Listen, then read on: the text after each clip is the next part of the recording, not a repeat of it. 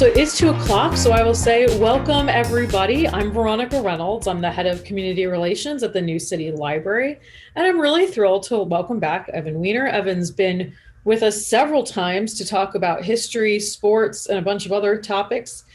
He's well versed in many things, and he was originally from Rockland County, if I'm remembering correctly, right? Yeah, Spring Valley High School. Thank you, Veronica, for inviting me. Graduated in 1973, but was on WRKL in 1971, part of Tiger Talk, which was the Spring Valley High School show. And I ended up on WGRC, and from there I got some work at WNAW radio because at WGRC at the Nyack, I guess it was the Tappan Zee Manor or Tappan Zee Townhouse at that time. John Lindsay walked in and told me he was running for Senate in 1980, and I got a call from Henry Marcotte at WNAW saying, how'd you like to do that story for us? I said, sure. How much are you going to pay me? $10. Sold. I also interviewed Ronald Reagan up in Bear Mountain for WNAW and had the Brinks robbery in Nyack. That was the last story I covered for them in 81. And the returning hostages from Iran in 1981. So yeah, Rockland was pretty good to me in terms of some major stories over the years. But in 1971, I was in 11th grade, and there was a lot of things happening and things I thought I would never be involved with. But I ended up meeting Richard Nixon, interviewing Nixon later on in life, 1985. But you see these people here, they're playing table tennis or ping pong. And you would not think that table tennis or ping pong would be a world-changing event. But in 1971, it was. Also in 1971, as we have okay, there we go. India-Pakistan. There was a war in India-Pakistan. Bangladesh would form out of it. And you might remember George Harrison's concert for Bangladesh in 1971. Meathead, Dingbat, Little Girl, All in the Family, a show that could not be on TV today, or if it was, would be radically changed, would start in January of 1971. The war in Vietnam continues in Washington, and we're on the 50th anniversary of this week. John Kerry, a former veteran or a veteran of the Army, testifies before Congress about Vietnam, and that would come back to haunt him in 2004 when he ran for president. He testified against the Vietnam War in front of the United States Senate. And Disney World opened. And if you had $3.50, you too could get into Disney World. The prices in 1971 at the opening, $3.50 for adults, $2.50 for children 12 to 18 and under 12, $1. You can't even get near the parking lot for $3.50 over at Disney World now. And Alan Shepard played golf on the moon in February of 1971. Alan Shepard hit 2 golf balls on the moon, and he's still looking for them. And the computer is now getting smaller and smaller and ready to go into your house. But the big story of the year, of course, is the fact that there's some ping pong diplomacy and there is some relationship all of a sudden between the United States and China. Now, the big Cold War, of course, that people talked about in those days, Soviet Union and the United States. But there was the other Cold War between the People's Republic of China, or as my 9th grade teacher at Spring Valley Junior High School in history, Stu Gates, used to say, Red China, Communist China, and the Soviet, and rather the United States. And at this point, Mao Zedong, the dictator in China, is having all sorts of problems with Leonid Brezhnev in the Soviet Union. And 2 years earlier, 1969, it came to blows. There were skirmishes between the two armed forces, and Brezhnev thought about, well, maybe we should kind of nuke China. Richard Nixon runs in 1968. One of the platforms is that he'd like to repair the relationship with China. And Mao Zedong even though he doesn't necessarily like the West and his rhetoric, is actually looking for an opening to talk to somebody in the United States. So we had the Cold War propaganda, trade embargoes, and diplomatic silence. And there wasn't an official American delegation that had been in China in more than 20 years. Chiang Kai-shek ended up in Taiwan, and the United States recognized Taiwan. China's alliance with the Soviet Union, well, that had soured by 1969, and there he is, Chairman Mao. And he believed that ties with America might serve as a deterrent against the Russians. And Nixon wants to open up China. So you got two willing participants there. You just have to figure out, how are we going to do this? Well, we're going to do it that way. That's, of course, Richard Nixon, who, if you take Route 304 down to the Jersey border, get into Park Ridge, make a couple lefts, you'll see Nixon's former house, because he lived over in Park Ridge between his exile and his passing. But there it is. It's all about ping pong. And ping pong would play a major role in the opening of relationships between the United States and China, because during the 1971 Table Tennis Championships in Nagoya, Japan, a 19-year-old U.S. player by the name of Glenn Cowan, who my wife knew from the beach clubs in New Rochelle on Long Island Sound. Glenn Cowan hopped on a shuttle bus carrying the Chinese national team. And there is Glenn Cowan with one of the gifts that he received from that guy, Chuang Zhang, who was the greatest player on the Chinese team. Now, he gets on the bus, and he's there for about 10 minutes, and everybody is looking and looking and looking, and he's looking at them. They're looking at him, and they're looking and looking and looking. And finally, Zhang stands up, comes over, shakes Cowan's hand. They speak through an interpreter. The photographers caught the whole incident on film. Now, this may have been staged a little bit.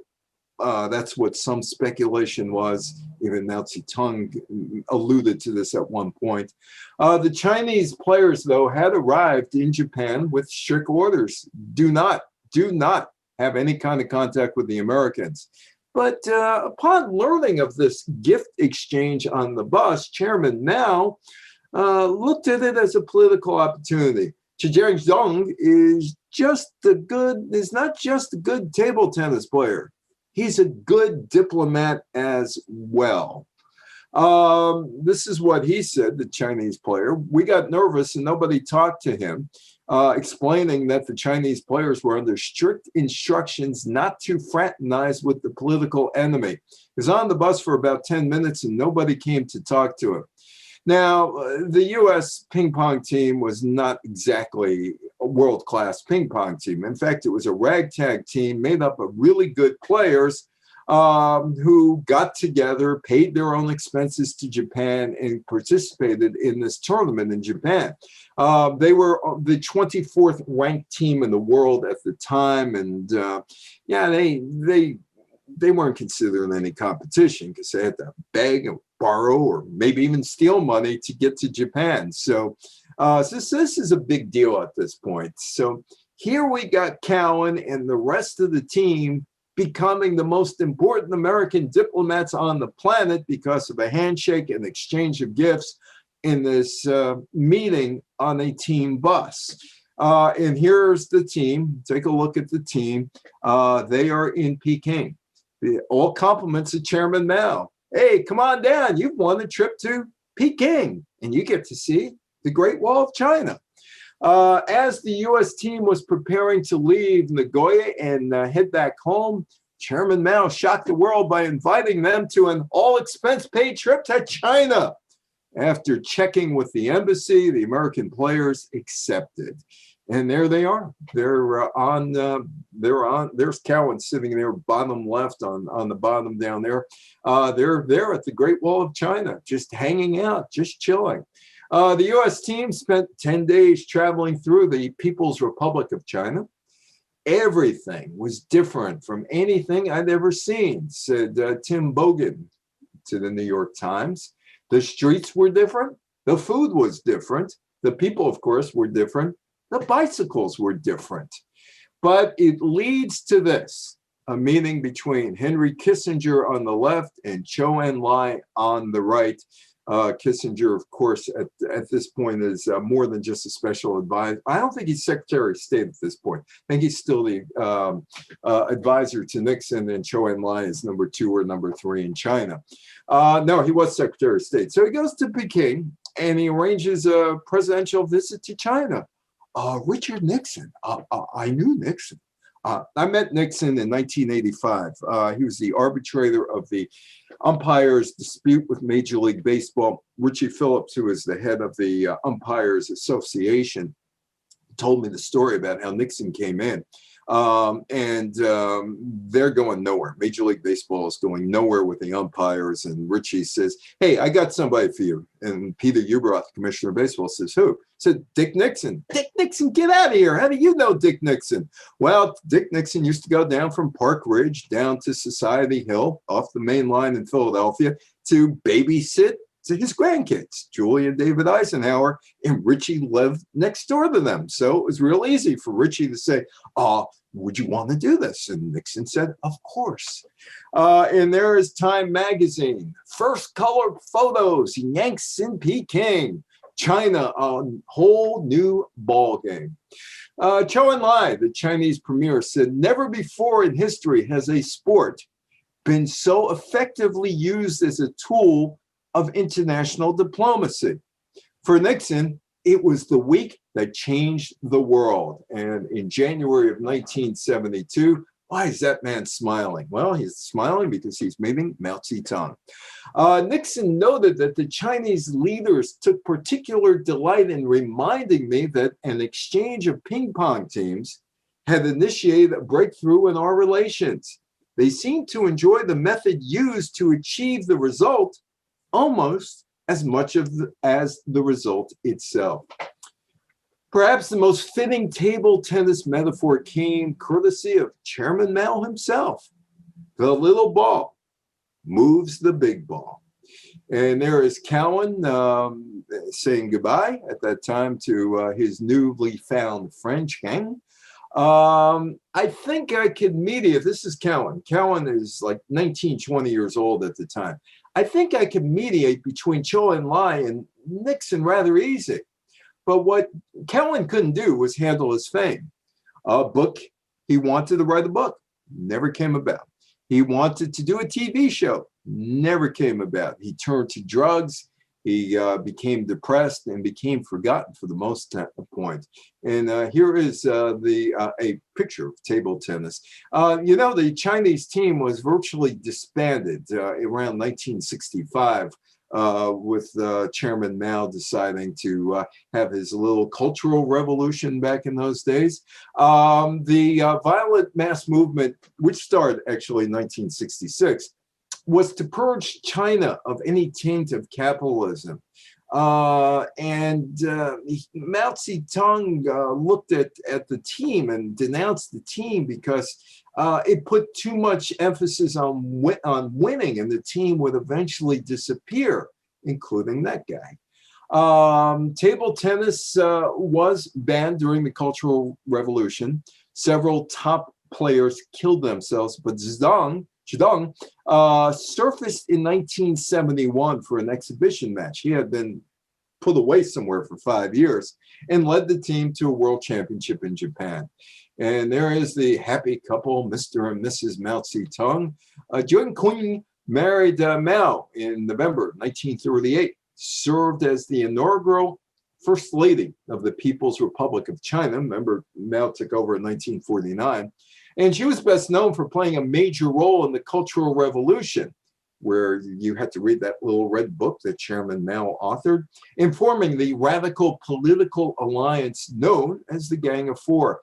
The Gang of Four would maintain their power through the control of media and propaganda outlets and seemingly their adherence to Mao's policies and wishes. But Mao dies in 1976, and the Gang of Four immediately loses their power, and they're in prison, tried in 1980 and 81 for activities during the Cultural Revolution. And there's another picture of the guy, Zhang, who became a favorite of Mao's wife. And there were rumors that there was some sort of an affair between the two of them. Yeah, why not? He denied the gossip, characterizing the relationship as mostly motherly, except he rose to sports minister and a member of the Central Committee in 1975, which leads to speculation. Was the whole thing with Cowan and Chizang planned? Or was it done and nobody knew about it? After Mao died, his wife and her allies, the Gang of Four, fell for power, and Chidang was arrested under house arrest for 2.5 years, and then spent another 5 years in internal exile before returning to Beijing, all because he was friends with Mao's wife. Cowan, on the other hand, he thought he was going to achieve world peace, but he dies in 2004. And a friend says, after China, everything seemed to be useless. Cowan was inducted into the California Table Tennis Hall of Fame in 2014, and not too many people remember him over in New Rochelle these days. And there is an older Chidang. After he died, he called from Beijing the family to express his sympathy. And in 2007, he visited the United States. He would meet with Cowan's mother. He said the greatest regret of his life was never seeing Cowan again, and Cowan just dropped out of sight.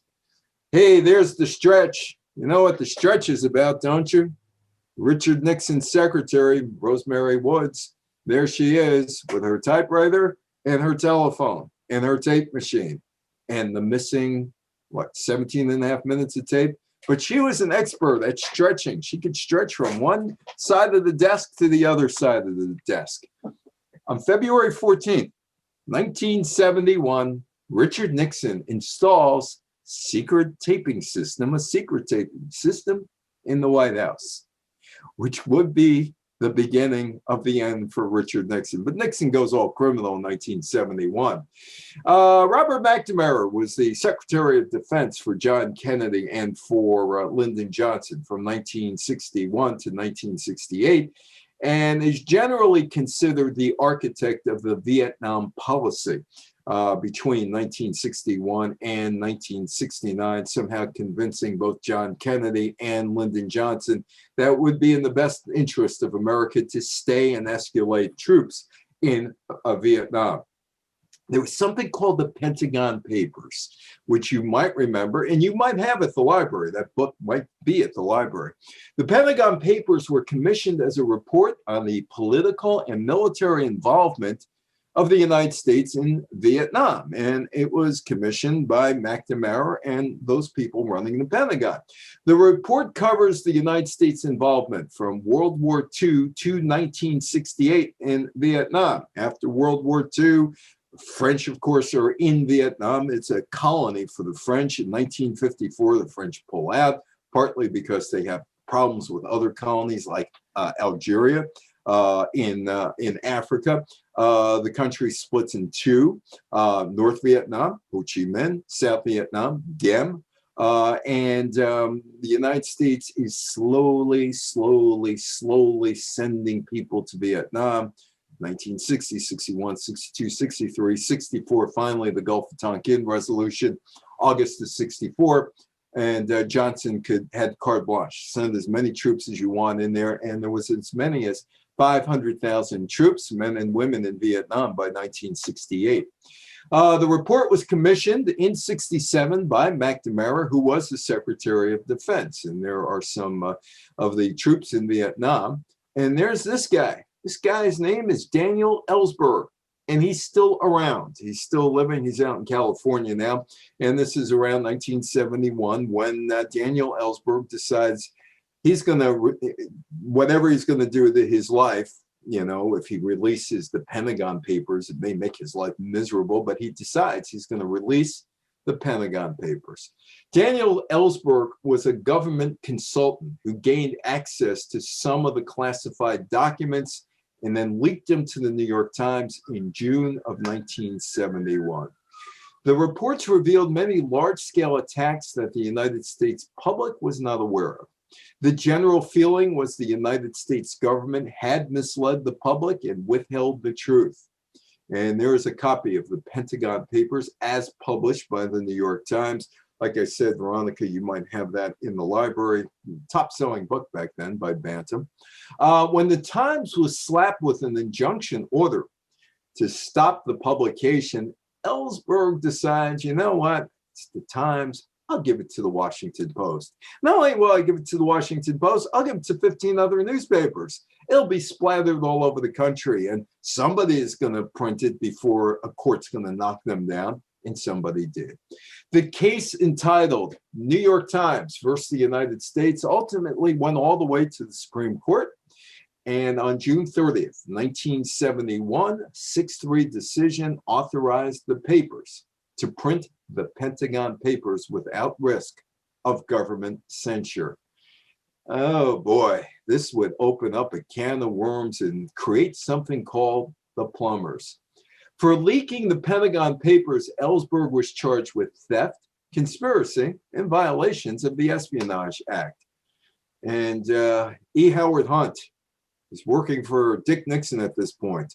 He drafts a proposal, let's neutralize Ellsberg, leading to what was called the Dr. Fielding operation. Now, you might not know who Dr. Fielding is. He was Ellsberg's psychiatrist.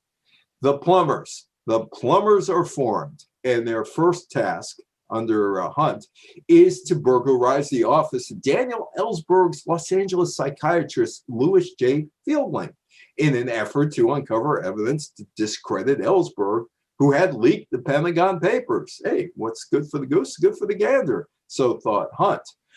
So September 3rd, 1971, 3 men are led by the former CIA agent, E. Howard Hunt, and they break into Fielding's office. They crowbarred open the drawers, and they found they were trying to find something to be used against them. The White House plumbers, they were named because they were formed to plug leaks or create leaks. They went after Ellsberg's file. They were hoping to find information that could discredit Ellsberg. Ellsberg never knew about this. In fact, they kept it really quiet until it was the trial. And the White House wanted to make sure that Ellsberg wasn't on the witness stand until the 1972 presidential election was done. So that's why there's a 9-month recess in the trial. They didn't want Ellsberg on the witness stand, but somehow it came out during that 9-month recess that these guys, the White House plumbers, Howard Hunt, G. Gordon Liddy, James McCourt, Chuck Colson, hey, they dress rehearsal for Watergate. The White House created a unit to ensure internal security called the plumbers. They burglarized the office of Daniel Ellsberg, these 4 guys. The first time I found out about the break-in was when the government prosecutors revealed it to the judge, and he told my lawyers, Nixon wanted that information withheld, but he had been warned this could make him criminally liable. The judge cited government misconduct and dismissed all charges. Nixon's all in being a criminal at this point. And there is Richard Nixon with one of his folks, John Ehrlichman. The irony was, had my lawyers and I known about the break-in from the beginning, John Ehrlichman would have been told or would have had to shut down the illegal plumbers operation. And the Washington Watergate break-in of 1972 may never have taken place. These guys were so smart, but they bumbled everything. Oh, that's Daniel Schorr. Daniel Schorr was one of the first people on CNN.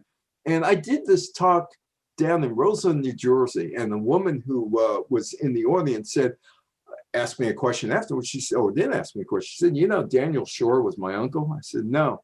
She said, yeah, during Passover, we used to be around the Seder, and my father warned me, watch out, he has sharp elbows. Daniel Schorr, as a journalist, took no prisoners. And because of that, he ended up on Nixon's enemy list. The enemy list is the informal name of what started out as a list of President of the United States, Richard Nixon's major political opponents, compiled by Charles Colson written by George T. Bell. It was sent to John Dean on September 9th, 1971. The list was part of a campaign officially known as Opponents List and Political Enemies Project. Political enemies like this guy. I bet you didn't know he was on Nixon's enemy list. Paul Newman, the actor. Nixon didn't like, I don't like that guy. I don't like that guy at all. The official purpose, as described by the White House Counsel Office, was to screw Nixon's political enemies by means of tax audits from the Internal Revenue Service and by manipulating grant availability, federal contracts, litigation, prosecution, etc. The IRS Commissioner, Donald C. Alexander, refused to launch audits of people on the list, although Dick Cavett claimed that he and his staff were on that list. Cavett, of course, was not one of Nixon's favorite people. And there is John Dean, who 2 years later would become an essential link, which would implicate Nixon as being part of the Watergate team and the Watergate break-in. The list became public on June 27, 1973. Dean mentions it during the Senate Watergate Committee hearings. Daniel Shore, who happened to be on that list, managed to obtain a copy of that list later that day and probably went on an old Cronkite show and told them, hey, I'm on this list. In 2008, the released transcripts of Richard Nixon's Oval Office tapes, remember he puts the tape recorder in 1971, had Nixon talking about, the press is the enemy, the establishment's the enemy, the professors are the enemy. Everybody was the enemy. Meanwhile, back in Vietnam, Nixon did bring some troops home, as the United States military personnel had totaled 334,600 on December 31st, 1970. That's about a third from its high of over 500,000 in 1968. Vietnam is still a major problem for Richard Nixon. There are still protests all over the place. Things have settled down a little bit since the Kent State killings, the Jackson State killings in Mississippi, which are less known than the Kent State killings on May 4th, 1970. On January 6th, the United States Secretary of Defense, Melvin Laird, said the Vietnamization of the war was running ahead of schedule, and that combat missions of U.S. troops would end in the summer of 1971. On January 6th, Congress adopted the revised Cooper-Church Amendment, which prohibited introduction of U.S. ground troops or advisors into Cambodia, and declared that U.S. aid to Cambodia should not be considered a commitment to the defense of Cambodia. Now, you might remember in 1970, the Kent State Massacre, Jackson State, all the other things that went around the country, and the closing of a lot of schools. A lot of the people got incompletes for that semester because schools never reopened.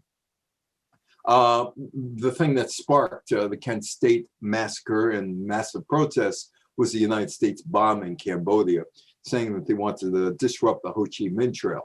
That is the Reverend Philip Berrigan. And on January 12th, 12 U.S. federal grand jury indicts Berrigan and others, including a nun and two priests, on charges of plotting to kidnap Henry Kissinger. Berrigan began attracting notice of federal authorities when he and 6 other anti-war activists were caught trading letters alluding to kidnapping Henry Kissinger and bombing steam tunnels. They were charged with 23 counts of conspiracy, including plans for kidnap and blowing up heating tunnels in Washington. The government did spend $2 million on what was called the Harrisburg 7 trial in 1972 and did not win a conviction. Paul Simon, in Me and Julio Down in the Schoolyard, there is a lyric that refers to Berrigan and his brother, who were anti-war activists. And there you see Vietnam, North Vietnam, South Vietnam, Cambodia over there, Laos over there. In 1961, before Dwight Eisenhower finished up the presidency, 3 days before or 2 days before, he meets with John Kennedy, and he says to Kennedy that Laos is really the problem in Southeast Asia, not Vietnam, and that Laos had the weakest government. Eisenhower is a big fan of Diem, who was running Vietnam, and Kennedy was to a point, and literally the South Vietnamese forces overthrew Diem in 1963, and he and his brother were killed, and the United States would step up after that troop involvement there. Now, in 1971, on February 8th, Operation Lam Son 719, an invasion of 20,000 soldiers of the armed forces of South Vietnam would go into southeastern Laos. The objective of the operation was to disrupt the Ho Chi Minh Trail, which supplied the communist armed forces in South Vietnam. The South Vietnamese leaders called the operation a success, but the South Vietnamese army withdrew from Laos in disorder and suffered 9,000 casualties. The U.S. did support the operation. 253 Americans were killed, many helicopters destroyed. But Henry Kissinger initially thought it was good, but not so much by March 23rd. The National Security Advisor admitted to Nixon that Lam Son 17 comes out clearly not a success. So was that the military turning point to the war? Well, maybe, maybe not. But there was some old business from a number of years prior. The My Lai massacre in William Calley. On March 29th, the jury at a military courts-martial convicted Calley, Lieutenant William Calley, of the premeditated murder of 22 Vietnamese civilians during the My Lai massacre in 1968, which was exposed by the journalist Seymour Hersh. Calley was the only soldier convicted for his role in the massacre. 2 days later, he was sentenced to life imprisonment and hard labor at Fort Leavenworth, but Nixon on April 1st said he could be under house arrest at Fort Benning. 1974, he became a free man after various appeals. The United States hid that, and Seymour Hersh got it out before the public in 69. Again, 50 years ago, roughly this week, the trashing of Washington, D.C., a major demonstration, but this time it's by Vietnam veterans, not just college kids or high school kids or concerned housewives or concerned senior citizens.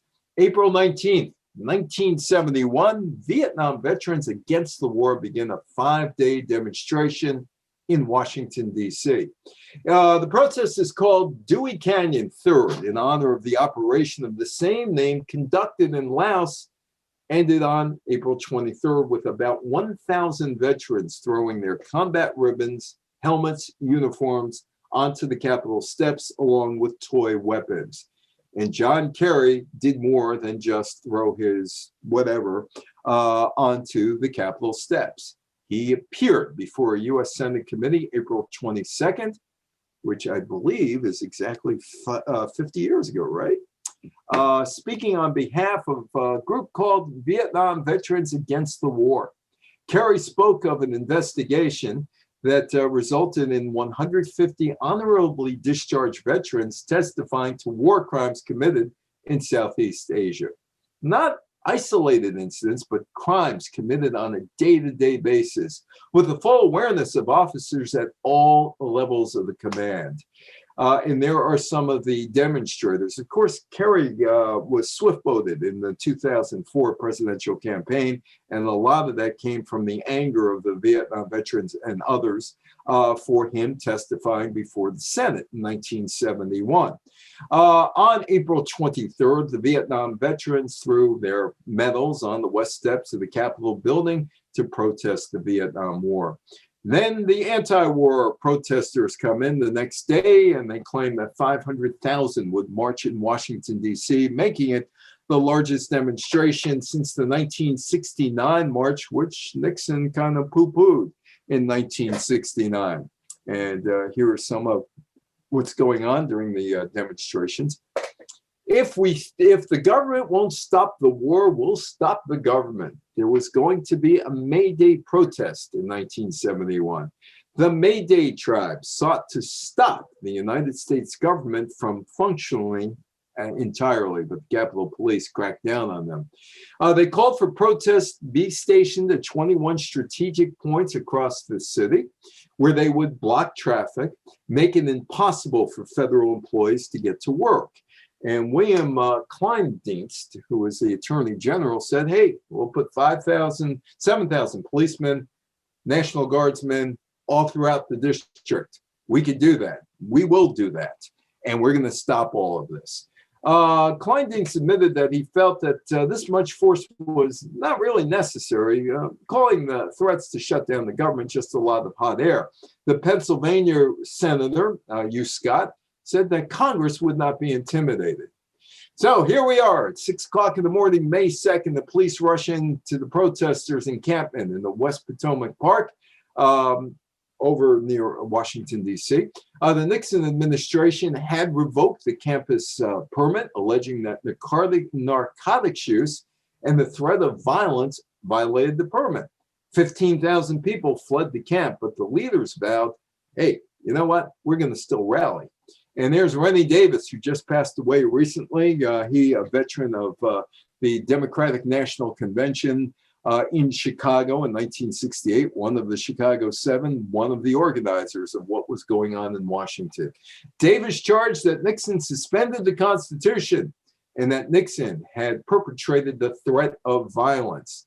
The group issued another statement saying that the military state has placed the city of Washington in a state of siege, but promised to continue the protest the following day. Nixon countered by insisting, we will arrest those who broke the law. And some of them were arrested, as you can see here. On May 2nd, 6,000 Marines, 4,000 paratroopers from the 82nd Airborne Division arrived in Washington. On May 3rd, the protesters took to the streets again, trying to stop traffic. The police and soldiers started to use nightsticks and tear gas against the protesters. 12,000 people were arrested. 400 cases actually made it to trial, even though 12,000 had been arrested. And they were arrested because they were protesting this, the Vietnam War. And in Paris, the talks to end the war continued and continued and continued. This is now into the third year of talks. Rather the fourth year of talks. Started a little bit in 1968 and in earnest in 69, 70, now 71. Little or no progress has been made since there were preliminary talks in 1968. On May 31st, Kissinger introduced a new proposal. U.S. will get out of South Vietnam. We'll have a ceasefire in place, exchange of prisoners. The ceasefire was in place, was a concession to the North Vietnamese soldiers to remain in South Vietnam temporarily. The North Vietnamese weren't too impressed with Henry Kissinger. On June 27th, they had their 9-point bargaining proposal. It didn't work. That's Mike Mansfield. He was a senator from Montana at that point. And on June 24th, he introduces the Mansfield Amendment, 71, which was adopted by Congress. The amendment urged withdrawing American troops from South Vietnam at the earliest practical date, the first time in U.S. history that Congress called for an end of the war. Although there were kind of calls in 1970, this one was a amendment. Let's end the war. But the war continues. And on July 17th, the Politburo of North Vietnam instructed its negotiators in Paris, no more concessions to the U.S. That's it. The war is going to continue. Meanwhile, Nixon decides, I'll pull out some more troops, and he gets the number down to 156,000, or dropped 156,000. About 330,000 are still there. This is an important congressional amendment. Richard Nixon signing into law, 18-year-olds have the right to vote in 1972 in the presidential election. 23rd Amendment, 26th Amendment to the U.S. Constitution. The right of citizens of the United States who are 18 years of age or older to vote shall not be denied or abridged by the United States or any state on account of age. On July 5th, North Carolina became the 38th state to approve the 26th Amendment. Why was it important? Well, somebody or people in Congress had this belief that it was unfair to force young men, 18-year-olds, 19-year-olds, to fight in Vietnam when they couldn't even vote for or against the elected leaders who put them there. So they figured this might mollify the anti-war crowd a little bit so they could vote starting in 1972 for the candidate who they felt was correct in their position or their viewpoint in Vietnam. This is Northern Ireland, and we are continuing what was called the Troubles in Northern Ireland, which started in 1968, 1969. The Troubles, the conflict started in the late 1960s. The key issue was the constitutional status of Northern Ireland. The Unionists or the Loyalists were mostly Protestants who wanted Northern Ireland to remain within the United Kingdom, while the Irish nationalists or the Republicans, mostly Catholics, wanted Northern Ireland to leave the United Kingdom and join a united Ireland or form their own country. Also going on in the world is India and Pakistan, East Pakistan, West Pakistan. In between them is India. And West Pakistan and East Pakistan are not getting along.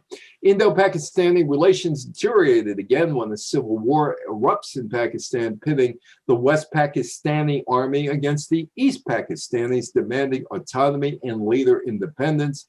There was fighting, and an estimated 10 million East Pakistani civilians would flee to India. In December, India invaded East Pakistan in support of the East Pakistani people. And there is a picture of the invasion. The Pakistani army in East Pakistan surrendered at Dhaka, and its army of more than 90,000 became Indian prisoners of war. East Pakistan became an independent country, Bangladesh, on December 6th, 1971. And there is the signing of the agreement that ended hostilities. So here you got a map of East Pakistan and West Pakistan and Kashmir, which is still disputed. On March 26th, the Bangladesh or East Pakistan country or a territory under the Sheikh Rahman declared its independence from Pakistan, and a guerrilla war would start. The tensions had been increasing between Pakistan and India, both sides calling in reserve troops to prepare for a possible conflict along the Pakistani-Indian border. And this was held in New York at Madison Square Garden, the Concert for Bangladesh. Now, how did George Harrison and friends, Ringo Starr, Eric Clapton, and others, get involved with Bangladesh, which wasn't Bangladesh at that point? East Pakistan had endured devastation.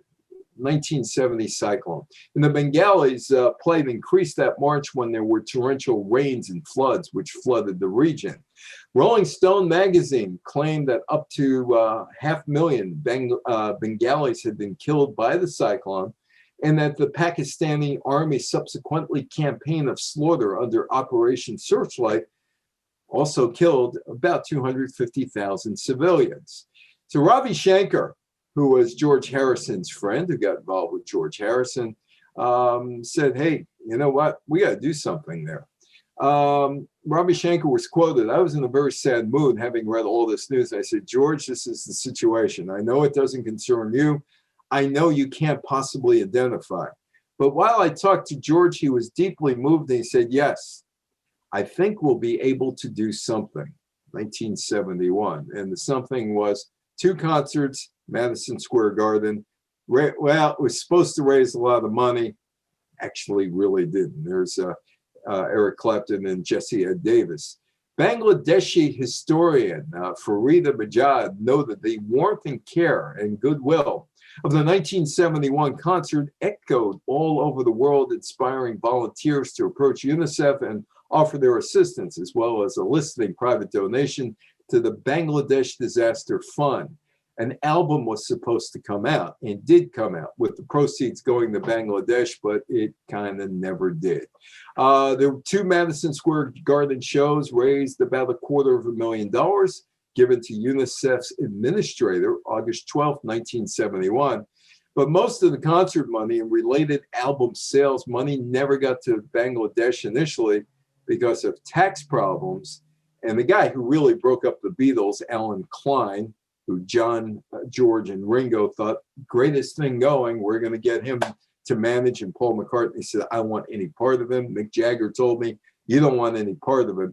And by the way, the Beatles own all their own albums. The Rolling Stones don't own their early catalog because of Alan Klein, who was their manager. Alan Klein mismanaged this, and a lot of money never got to Bangladesh. That is Idi Amin. Idi Amin becomes the leader of Uganda. Idi Amin ousts Milton Obote and appoints himself president or dictator of Uganda. Oh, wait a minute. We just, didn't people just visit Joe Biden at the White House, like members of the United States national women's soccer team on Equal Pay Day, demanding equal pay? Well, equal pay is still not in the cards for women necessarily in the United States, even though there was an Equal Pay Act passed in 1963, signed into law by John Kennedy, and it was never applied evenly, even though it is the law of the land. On February 7th, 1971, Switzerland votes to allow women's suffrage in a referendum. Swiss women finally have a chance to vote in 1971. The National Organization of Women, now 5 years old, that was the brainchild of Betty Friedan, Gloria Steinem, along with Bella Abzug, my aunt, Pearl Berkowitz, was Bella Abzug's chief of staff. Now staged a nationwide demonstration against that AT&T, which has no resemblance to the AT&T of today. 1971 AT&T, discriminatory employment and pay practices. The National Organization of Women also had a resolution which recognized lesbian rights as a legitimate concern of feminism. Boy, the way Glenn Miller played songs that made the hit parade, guys like us, we had it made. Those were the days. And you knew who you were then. Girls were girls and men were men. Mr. We could use a man like Hoibit Hoover again. Archie and Edith, Carol O'Connor and Gene Stapleton, all in the family. A show that captured America's interest big time. Archie Bunker was a warehouse dock worker who drove a taxi for extra income and lived in Queens, New York in a row house. Archie's family consisted of his wife, Edith, Dingbat, his daughter, Gloria, little girl, and his son-in-law, Michael Stivic, Meathead. Archie was a loyal Richard E. Nixon supporter and part of the silent majority. And there is Archie, discussing his philosophy or something in an argument with Meathead.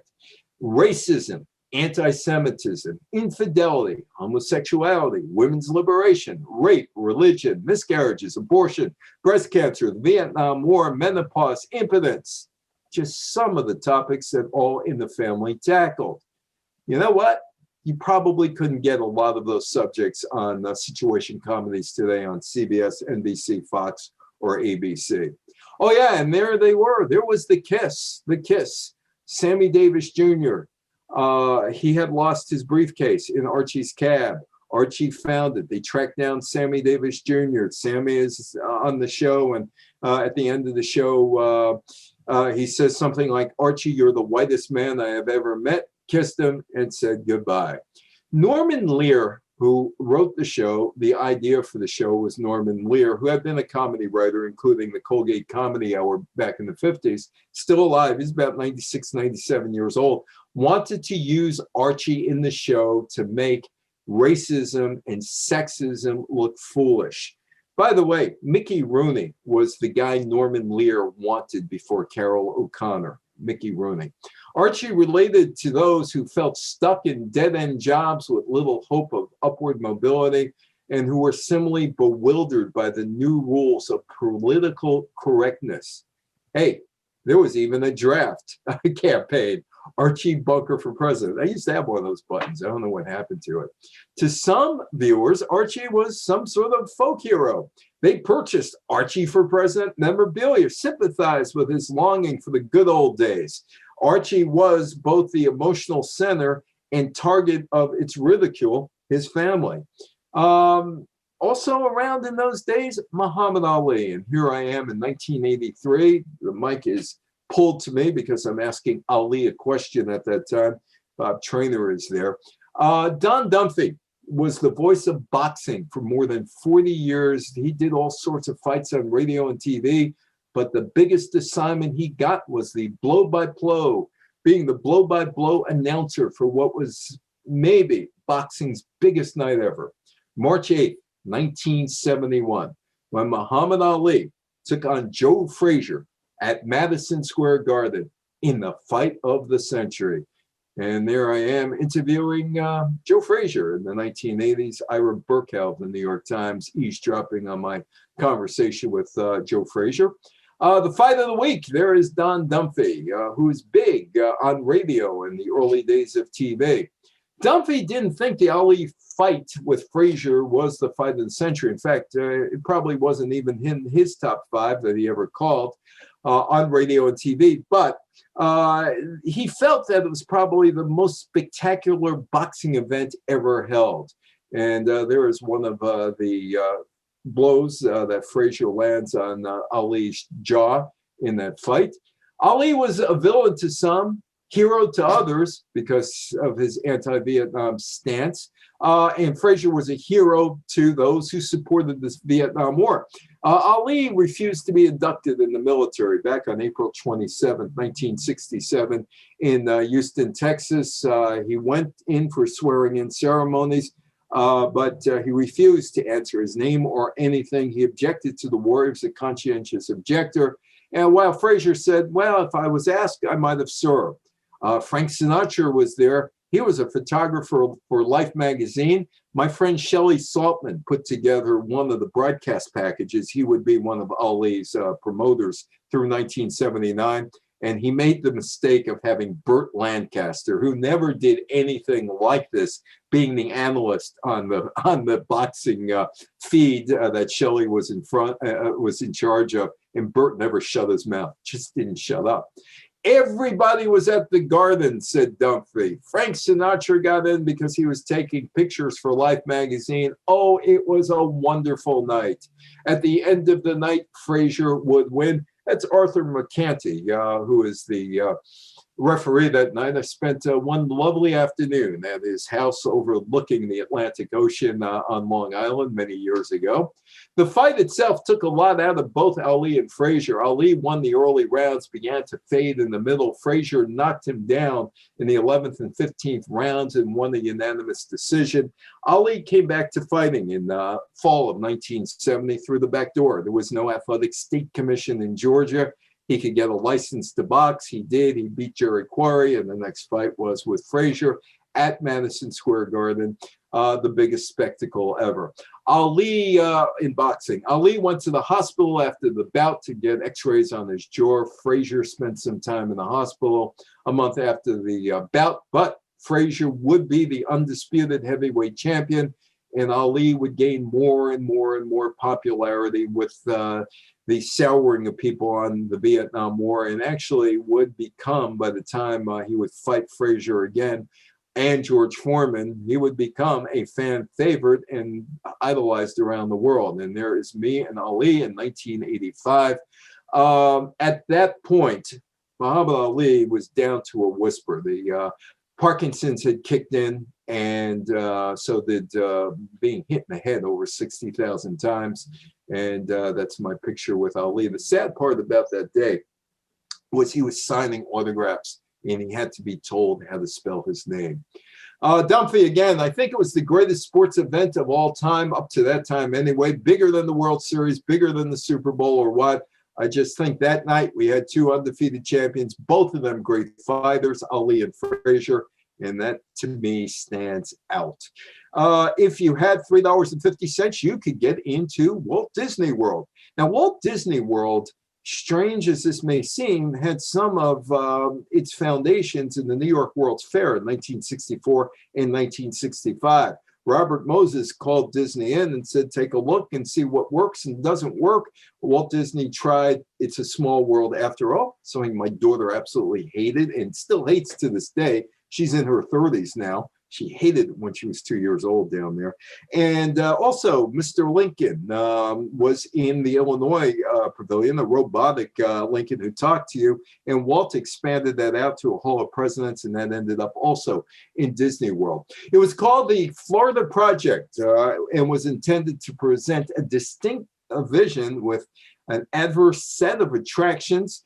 Disney's original plans called for the experimental prototype community of tomorrow, or Epcot Center, a planned community, a test of new living innovations. Disney would die on December 15th, 1966, and his vision didn't go on, but the people running Disney would eventually build a resort hotel on Disney World. Disney World would open up. There is the opening ceremonies complete with Minnie and Mickey and Donald and Pluto and Goofy, but you don't see Gus Goose there. Gus Goose was the first cartoon character on TV. Donald's cousin Gus just didn't make it. Apollo 14 was the 8th crewed mission in the United States Apollo program. And would be the 3rd to land on the moon and the 1st to land in the lunar highlands, February of 1971. Alan Shepard hit 2 golf balls on the lunar surface with a makeshift club he brought with him. And there you go, Alan Shepard about ready to play golf, making him the only person to play golf both on the moon and on Earth. That was a successful mission that came following the disaster of the Apollo 13 in April of 1970, which would become a great movie with Tom Hanks as Jim Lovell and Ronnie Howard Opie as the director of that movie. Apollo 14, Apollo 15, July of 1971, the 9th crewed mission. The 8th to be successful, 4th to land on the moon, but the glory days of going to the moon would soon end. In 1970, the Senate cut NASA's budget. Why? Because the television ratings on Apollo 12 fell in October, November of 1969 compared to the television ratings of Neil Armstrong landing on the moon and walking with Buzz Aldrin on July 20th, 1969. They judged it on TV ratings. They really did. And so they cut the budget, and Apollos 18, 19, and 20 were eliminated. 2 more space shots in 1972 for the moon were scheduled, Apollo 16 and 17, and that was accomplished.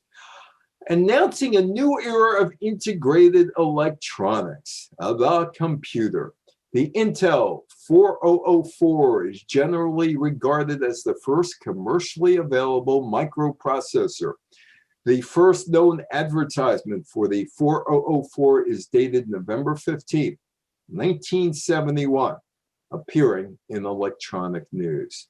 And it's time to say goodbye. We're almost done with an hour. And it's time to say goodbye to Ed Sullivan. Ed Sullivan, who started his show in 1948, called The Toast of the Town in the mid-50s. He was, the show was renamed The Ed Sullivan Show. And he brought the Beatles in 1964 to America. And he kind of, but not really, introduced Elvis, but he introduced Elvis to a national audience in 1956, but only from the waist up, because you couldn't see those pelvic movements, which Ed thought was immoral. Ed had something for everybody. He had something for everybody. For the young kids, he had Topio Gigio. And in my case, the Dancing Bears from the Moscow Circus. Oh, I used to love those Dancing Bears. And for the teenagers, he had music acts. And for young adults, he had Steve and Edie and those people. And for the older adults, the empty nesters, his show was done on Sunday nights. So people from Broadway would come, which will give you a good story here from Jerry Stiller. My cousin told me this one. Anna Marie Alberghetti, who is on Broadway. And one day, Anna Marie Alberghetti is on the show singing something from one of the Broadway plays that she's in. And she finishes the song and not much applause. And Sullivan says, "Oh, come on, let's hear it, come on, let's hear it for Ave Maria."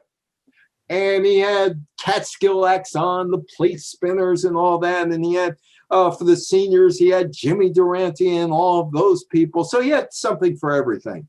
But everything must end at some point. All things must pass. And Ed Sullivan, all things would pass on June 1st, 1971, with Topio Gigio. Kiss Me, Eddie, kiss me goodnight. Ed Sullivan's show was done. Topio Gigio ended the Sullivan Show in 1971. And that was the year that was. It's over. Let it go. Nixon becomes a criminal. And you know what happens to Dick Nixon in 1972 and the Plumbers. They break into Watergates. However, Spiro Agnew is also in big trouble in 1972. And by 1973, Agnew would be gone. And also Nixon would go in 1974. Thank you so much, Veronica.